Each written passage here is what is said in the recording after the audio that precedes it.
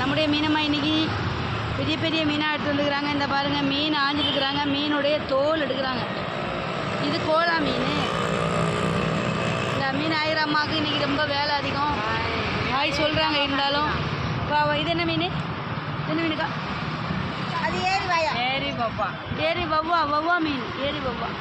இது வந்து அந்த மீன் தான். கோலா, கோலா, பெரிய கோலா. அப்புறம் இது பெரிய கோலா. கோலா சாப்பிட்றதுக்கு நல்லா இருக்குமா, சாப்பிட்றது நல்லா இருக்குமா. இது சின்ன கோலா. அப்புறம் கவலை மீன், கார மீன், அப்புறம் கவலை மீன்.